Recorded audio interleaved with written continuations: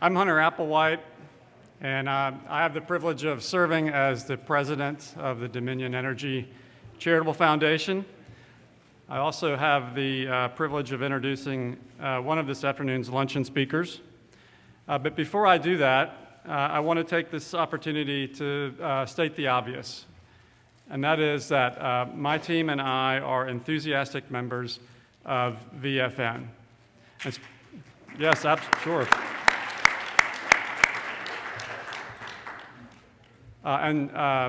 Speaking of team, I hope many of you have had the opportunity to meet my colleague, Paulin Cheatham, who's down from Richmond.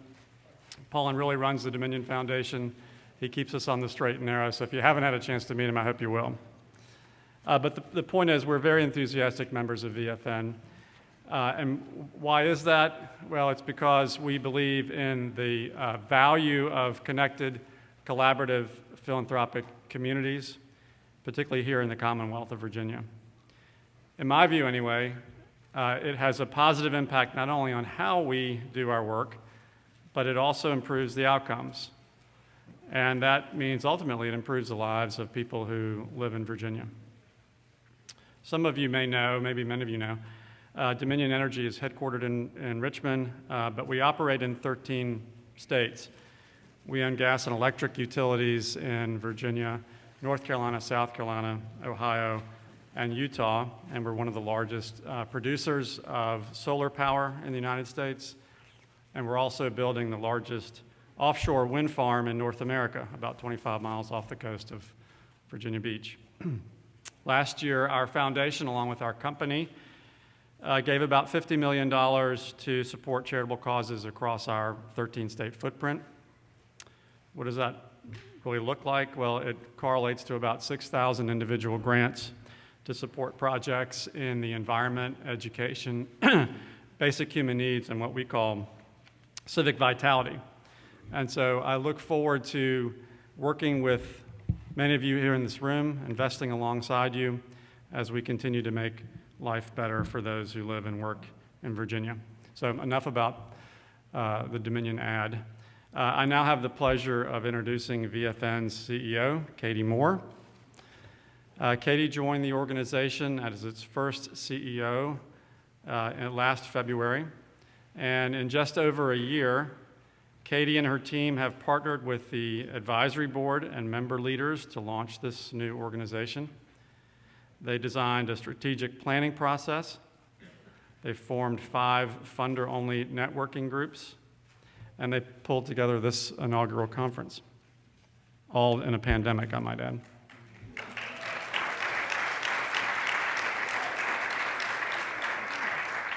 In my book, that's pretty extraordinary stuff for just 12 months on the job. So Katie's going to share a little bit more about VFN's progress to date. She's also going to give us a preview of what's to come. So ladies and gentlemen, Katie Moore.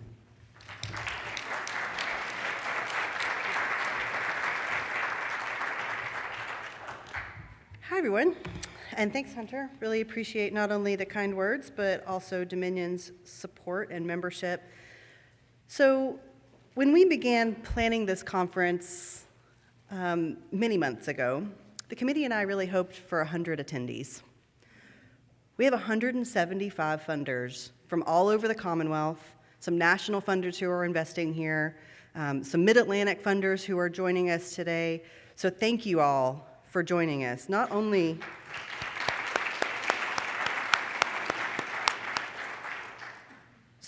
do we have 175 folks attending here, including in that number, we have over 20 session designers, nearly 50 speakers and panelists, many of them from the membership. We had 21 sponsors, and we have 100 member organizations who have invested in what was essentially an idea, which has now come to fruition as you are all here in 3D, in person. So thank you all. So I'd like to invite my conference co-chairs and planning committee members to join me up here on stage. They have put so much hard work. Come on up. Come on up. Yes, Dr. Hazel, that's you.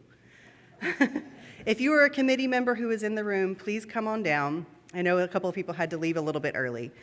But folks have had They have worked so hard to plan this conference, making sure that it is valuable, that it is focused on Virginia, that we built diversity and inclusion, not only of race and gender, but also of Virginia's regions, the different types of funders that are represented in our membership.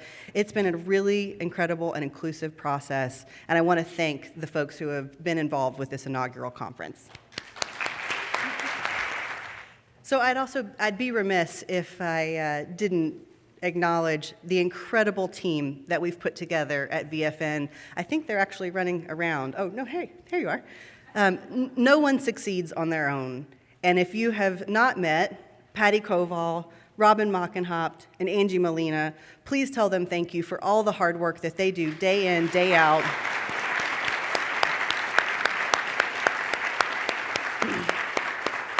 We were talking over staff lunch pre-conference, and we had a little bit of an incredulous moment because Angie, who has been running all the logistics for today's conference, reminded us that she had only been here for 3 months.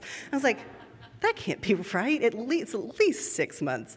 But thank you all. Really appreciate all the hard work that you have done. We are closing our office tomorrow and Friday, so please don't email us.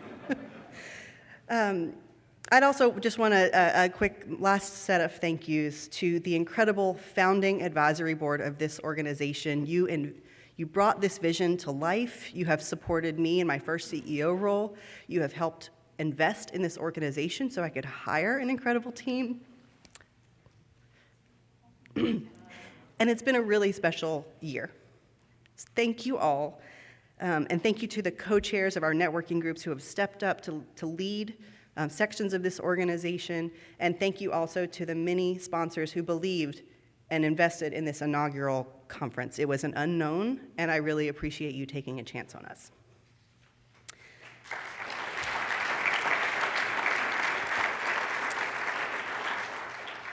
So as Hunter mentioned, we as an organization are only 18 months old, and we have brought this idea to reality. And I also want to just remind everyone that we are going through our first strategic planning process. The incredible Jill Coleman is leading this effort along with a committee that we've put together who's been very intentional about how we're gathering data. We set a goal, an ambitious goal, of having 100% of our members participate in our first ever strategic planning process. We are close to 80% right now. So thank you to Jill and the committee for all of your outreach. It's been a really, really great process. And for the 20% or so of you who haven't yet participated, we will be reaching out because we do want your voice as we shape the roadmap for VFN's future over the next couple of years. A couple of things that we're going to be rolling out after the conference. We have our programming calendar set for the rest of the year. All of the events are going to be online and available. We've set a set schedule for our networking groups so that you can put those on your calendars, not to be missed.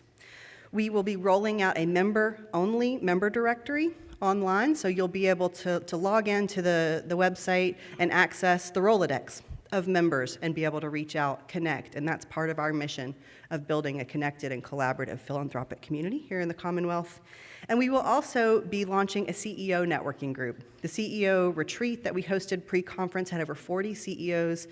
It was a great opportunity for CEOs and leaders of organizations to come together, and they want to stay connected. And so we are going to explore what that looks like. We also launch a CEO listservs to keep you guys connected in between in-person gatherings so you can ask questions. Those are a couple of things that we're going to be rolling out. Stay tuned. We will know more once the strategic planning process gives us more framework. But we are excited about the future, and we can't wait to be back together again with you.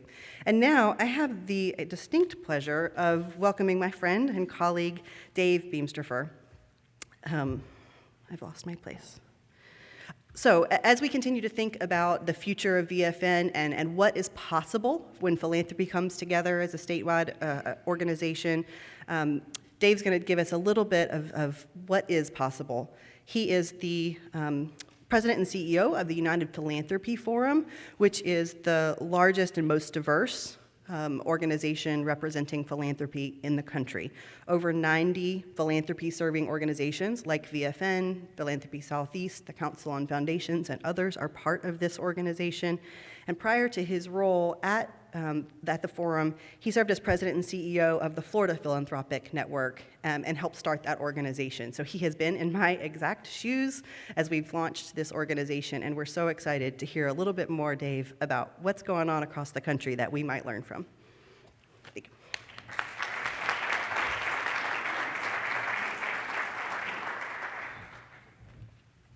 Thank you so much, Katie, for that introduction. Greatly appreciate it. Congratulations to you and your team and everyone involved in creating Virginia Funders Network, and congratulations on your anniversary and holding your first ever conference. As you said, I know what it's like to hold a first ever statewide philanthropy conference, and it's a lot of work. So just again, a round of applause for all of it you've done. Thanks to everyone who has ever said yes in this room to Katie when she asked you to do something, and thanks to all of you who will continue to say yes when she asks you to do something. It means a lot. This is the first time I've been up at a podium speaking since March 2020. So thank you again for that opportunity. I may be a little rusty, so please bear with me. Had to decide tie or no tie, do the pants still fit, all of that kind of stuff. So here we are. So today I've been asked to talk about what funders across the state can achieve when they come together to learn, collaborate, and take collective action, and to share some success stories from VFN's fellow regional philanthropy serving organizations, or PSOs, just to give you a few examples of what might be possible for VFN in the future. This is a topic that's near and dear to my heart. During my career, I've worked for 2 different statewide PSOs, including, as Katie mentioned, leading the Florida Philanthropic Network, as well as got started a while ago at the Minnesota Council on Foundations. I've consulted with many other groups like VFN around the country over the years, and as Katie mentioned, I now lead United Philanthropy Forum. We are a network of more than 93 regional and national philanthropy serving organizations representing over 7,000 funders, including 43 regional PSOs like VFN and 50 national PSOs. The forum went through a name change and a change in vision and mission a little over 4 years ago, so we expanded at that time from the 33 regional PSOs that had been part of that network into the 93 regional and national groups that are now part of the network. We work to advance the individual and collective impact of our PSO members for the common good. Our vision is a courageous philanthropic sector that catalyzes a just and equitable society where all can participate and prosper, and we take our vision to heart every day in the work we do. This is one of my favorite slides. This is our network. This is my welcome to my world here. VFN, as a member of the United Philanthropy Forum, has access to all of these organizations. They all bring expertise not just on the regions of the different regions of the country and what philanthropy is doing, but also expertise around different funding issues, population and identity groups, and philanthropic practice areas. We as the forum, we are the membership organization for Katie and her team, so we provide them with a wide range of support to help them be effective organizations. We help connect them with their colleagues who are doing exactly the same work.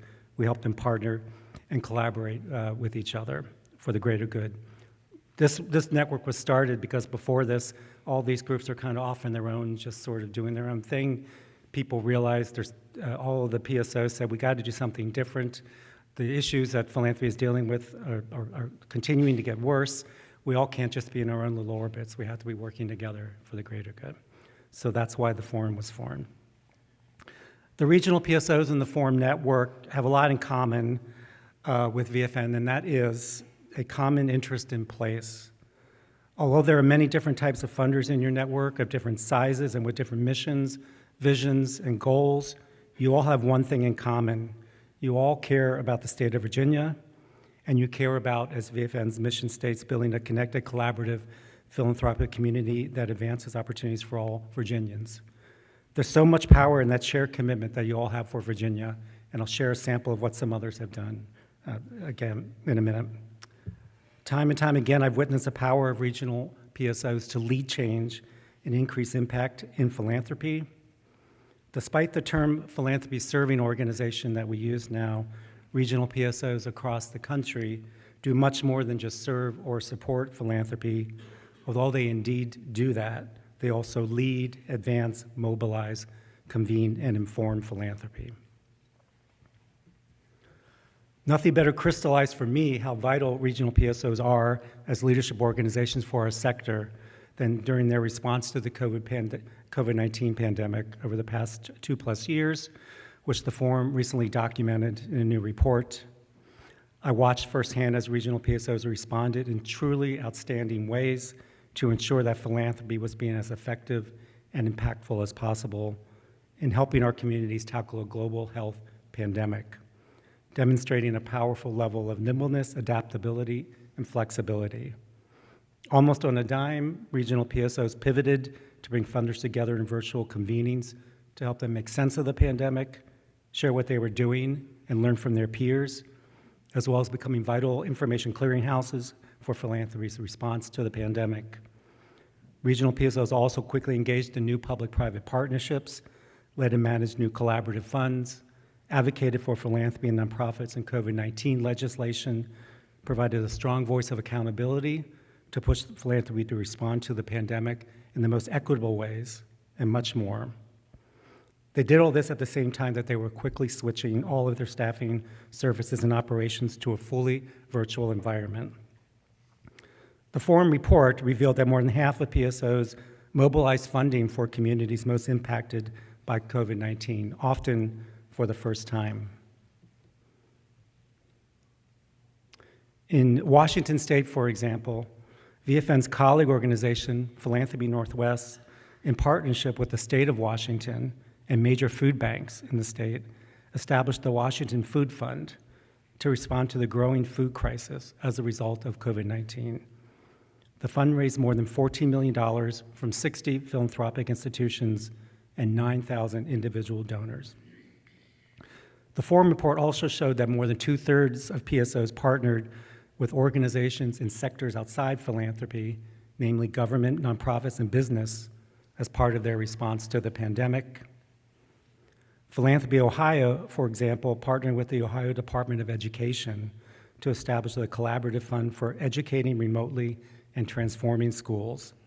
The fund supported projects to help schools in the state improve remote education practices, and in particular address inequitable circumstances related to remote education during the COVID-19 crisis.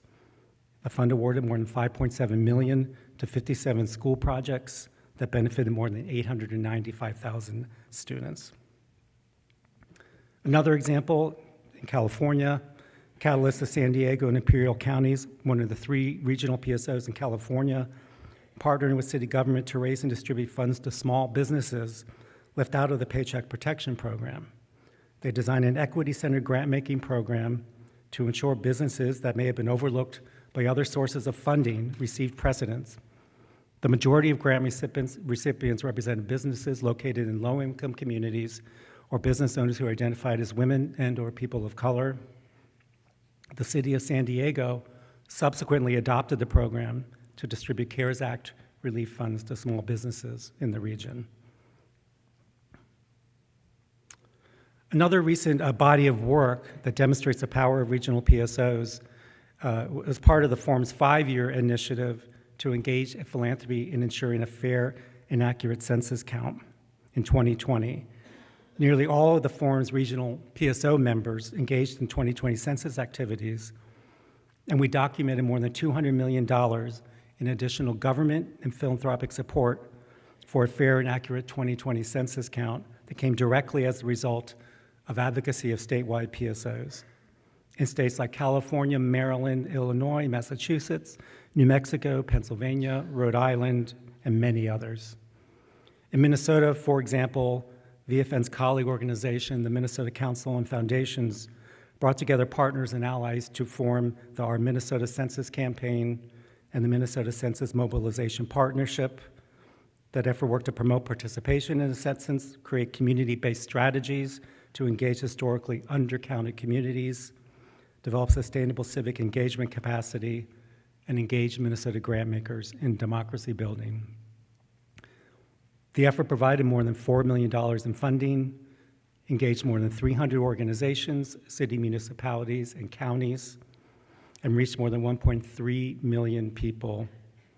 And as a result of all this effort, Minnesota was #1 in the nation for the census self-response rate at 75.1%, and avoided an expected loss of a congressional seat by a mere 89 people. This example points to the key role that policy and advocacy can play in terms of a regional PSO's leadership. Regional PSOs are natural organizations for providing a collective voice for philanthropy on important policy issues for a state or region. A recent Forum survey of regional PSOs in our network found that 94% reported some engagement in public policy work around the census and/or COVID-19 relief. 91% formally allocated staff time to policy work. 81% had formal goals or objectives for their public policy work. And 72% had publicly endorsed at least one new public policy position in the past year. All of these numbers are more than double what they were 10 years ago in our network. Regional PSO's public policy work spans a broad continuum of engagement, from learning up together on policy issues to engaging in strategic relationships with policymakers to collaborative advocacy.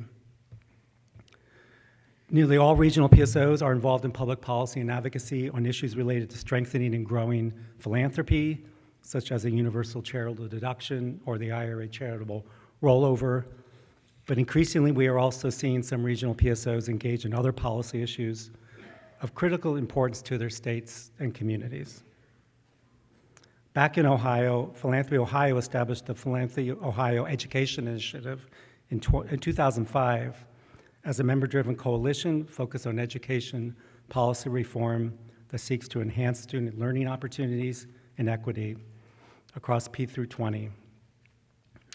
The initiative focuses on building relationships with policymakers, educating funders on current policy issues in Ohio, and advocating for policies to align Ohio's education system and improve early childhood, K-12, and higher ed systems.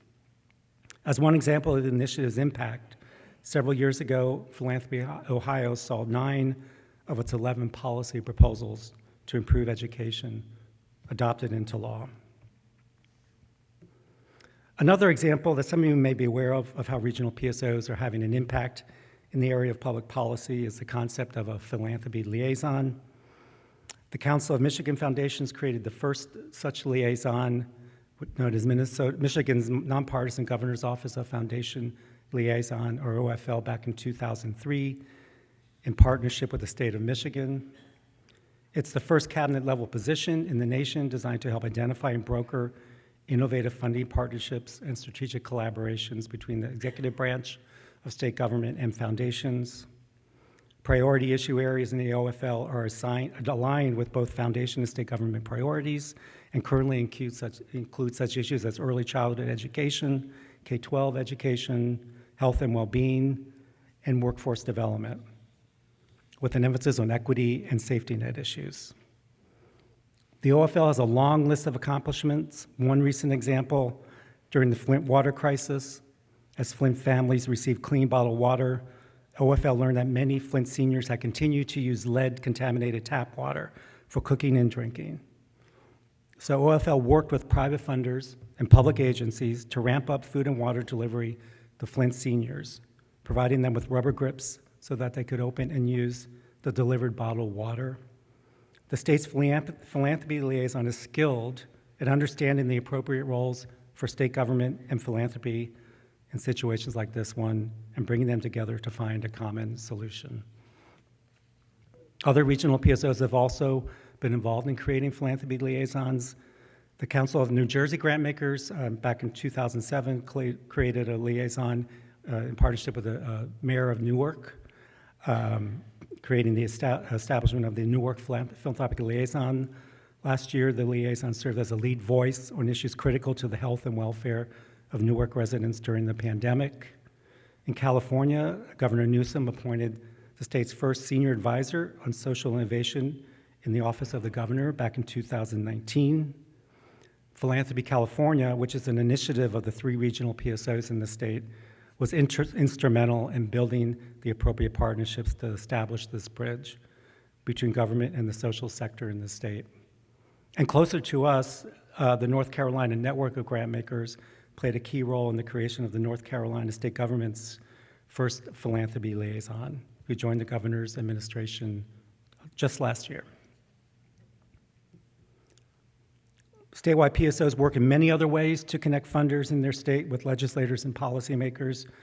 One recent example is in Indiana, where each year the Indiana Philanthropy Alliance holds legislative roundtables across the state to provide members and their boards with a chance to meet with their state and federal officials.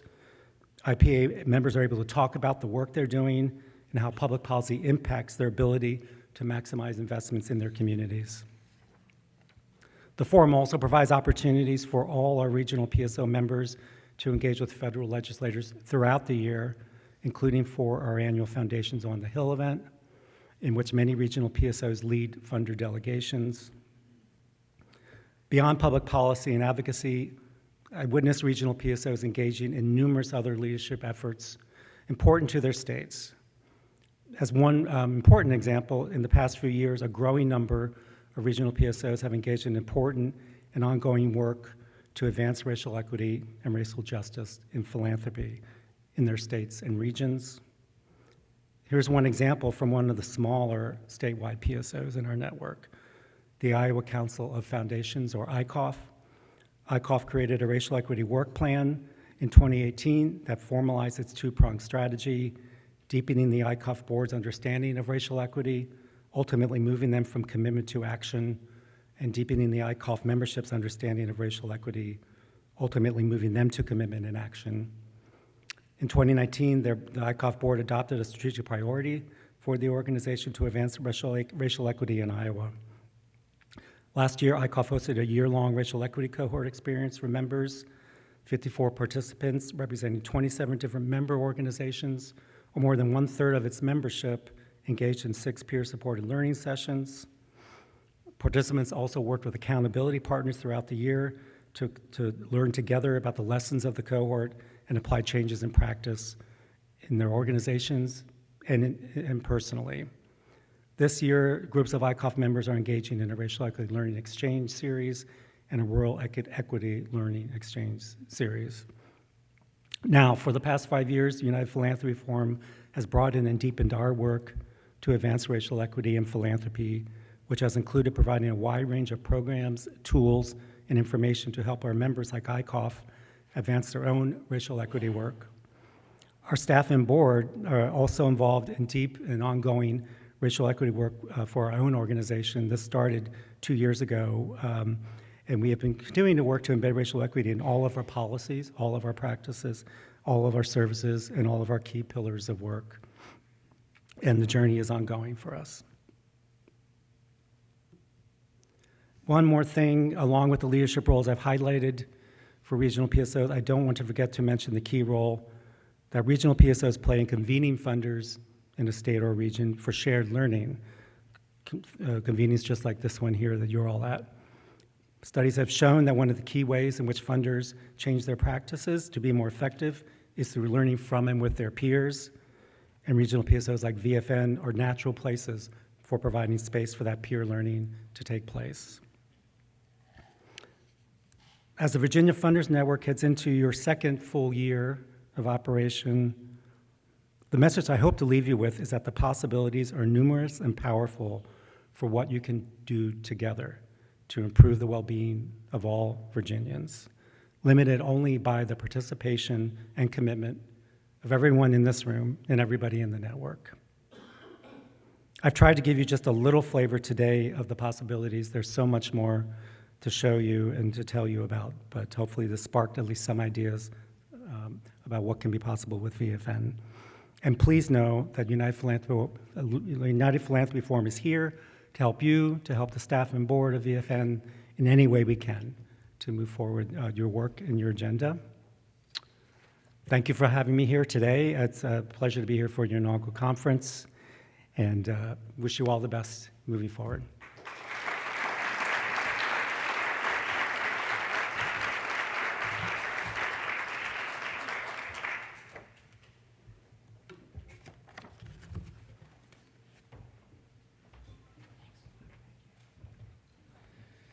Well, good afternoon, everyone. So Katie has asked me to, I'm not Mark Constantine. He was supposed to be here, just in case there's any confusion. He had an emergency situation, a family situation, and had to leave early. And at this time, I would like for us to just take a moment and send some positive energy to Mark.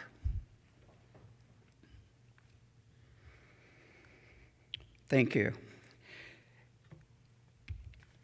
See these cards on your table? You know, many have heard I'm retiring, and so I need little reminders. So what this card is a reminder that you're going to send yourself. So what we are interested in is what was the one thing of this conference that you learned that you don't want to forget? And you write that on this card, you address it to yourself, and then Katie's going to send it to you next year. And then you can reflect if that still is an important issue to you, or you can talk about what you did to make it come true. I'm going to talk a minute about what we've learned today. But first, I want to thank Katie, because Katie, you have pulled it off. And you have proved if you hold a vision long enough, it will come true.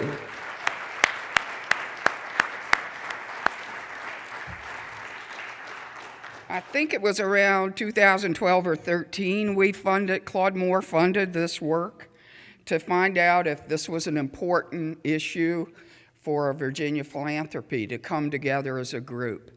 And what we heard at that time was, yes, you did, but you didn't want to pay for it. So it's taken us a few years for you all to find your money. And we are so happy that you have decided to join this great organization and be a part of it. You know, we've heard a lot this past conference. We heard about Williamsburg and the importance of philanthropy and the Rockefellers to preserving our history. We learned about advocacy, impact investing. We were entertained by the fife and drum, and which really takes us back to when we started this great country. We also learned about the shifting demographics. We reimagined ourselves, and we've talked about the power of working together with government and business to make changes.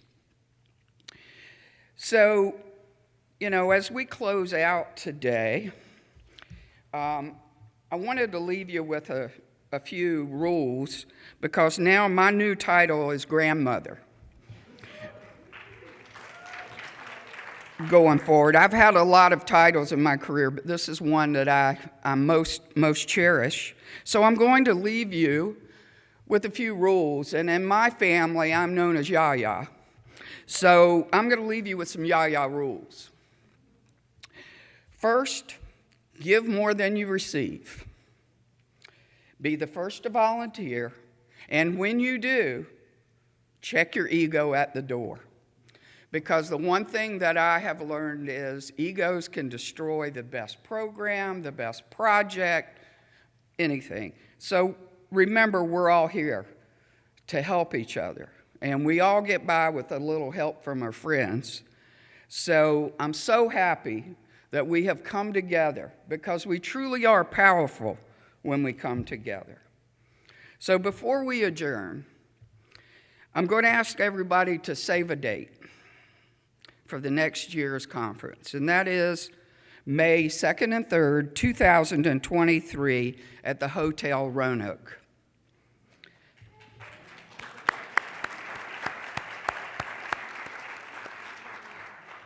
And our conference chair, the one and only Erin Hogan, has agreed to help us again, so thank you, Erin. And her co-chair is Jessica Wergo of the Community Foundation of North River Valley. So we thank you and to their